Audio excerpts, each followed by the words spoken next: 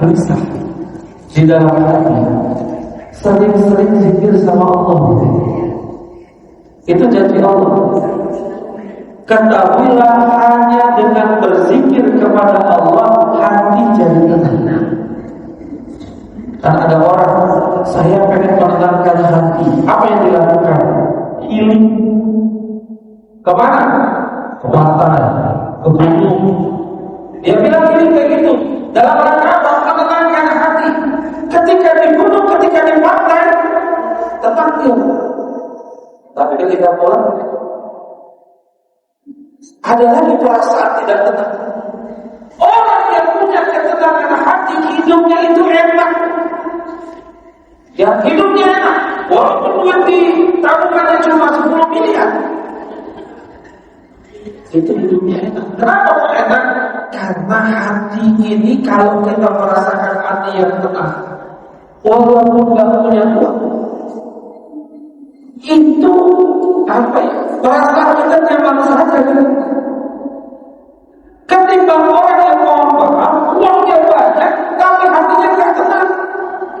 Itu para koruptor, kalau uangnya bertriliun-triliun, bermiliar-miliar uangnya, tapi karena uangnya bukan uang halal, hatinya gak tenang tuh. Jadi jangan orang ini semua orang. Kita gak pernah tahu itu orang benar apa enggak, halal apa enggak. Kita gak pernah tahu jalan orang ini sama orang. Itu orang kaya banget, baru kerja 1 tahun, tapi udah beli mobil 3, udah beli rumah 2. Biarin dia punya kaya begitu gak apa-apa. Kenapa? Itu rezeki dia. Kalau dia halal, alhamdulillah. Kalau dia halal, itu urusan dia sama Allah dan sama orang yang mungkin diambil haknya sama orang itu, biarin saja. Tapi buat kita yang punya ketenangan hati, itu nikmat. Mau gak punya ketenangan hati? Nah, kalau memang mau, kalau punya perasaan di dalam hati greget, saya kok gak tenang, kok hati saya gak tenang, kok hati saya gelisahnya, kok hati saya merasa puas-puasnya. Dalam kondisi yang seperti itu, dekatlah dengan Allah. Karena benteng terakhir kita, ketika kita punya permasalahan hidup di dunia itu, cuma Allah. Ada orang yang hidupnya di dunia ini itu jauh dari Allah. Ibu bisa bayangkan, orang yang hidupnya jauh dari Allah di dunia ini, ketika punya masalah, dia merasa pikirannya buntu, dia merasa sudah tidak ada lagi jalan keluar, tapi dia jauh dari Allah. Kira-kira ujung-ujungnya gimana? Tahu? Ujung-ujungnya dia bunuh diri. Kenapa bunuh diri? Karena dia merasa sudah tidak ada lagi yang nolong dia.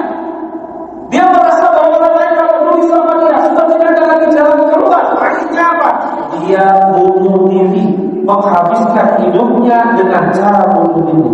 Tapi orang yang ingat dengan Allah, orang yang menganggap dirinya dekat dengan Allah, ketika punya masalah seberat apapun, dia menyatakan pasti ada Allah.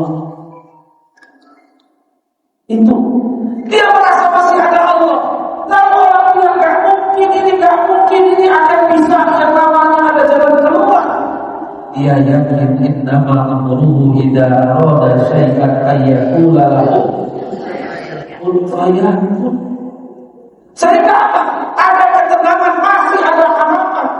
Sekalipun masalahnya berat luar biasa.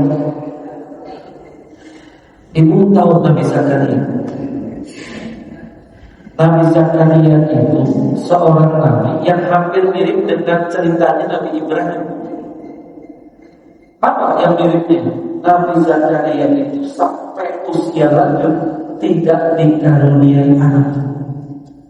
Itu Nabi Zakaria. Tapi ibu tahu, ketika Nabi Zakaria sudah mulai masuk usia lanjut, dia terus berdoa kepada Allah. doanya diabadikan sama Allah di dalam Al-Quran. Kata Nabi Zakaria, ya Allah, sesungguhnya tulangku ini sudah mulai rapuh. Itu memperhatikan bahwa Nabi Zakaria itu sudah sepuh. Tulangku sudah mulai rapuh. Istriku, kalau bahasa sekarang, istriku ini sudah menopause. Sudah menopause. Tapi Nabi Zakaria tetap minta dikaruniai anak sama Allah. Kira-kira istrinya sudah menopause, sudah gak lagi haid, bisa gak punya anak? Dan kalau zaman sekarang ibu-ibu misalnya mau kalau sudah menopause bisa gak punya anak? Secara ilmu kedokteran sulit. Secara ilmu kedokteran ya. Tapi lihat doa yang disampaikan oleh Nabi Zakaria kepada Allah. Beliau mengeluhkan bahwa dirinya sudah kuat, dan juga beliau menyampaikan istrinya sudah tidak punya anak, tidak bisa lagi punya anak. Tapi apa yang terjadi? Allah memberikan anak buat istri dan istrinya hamil.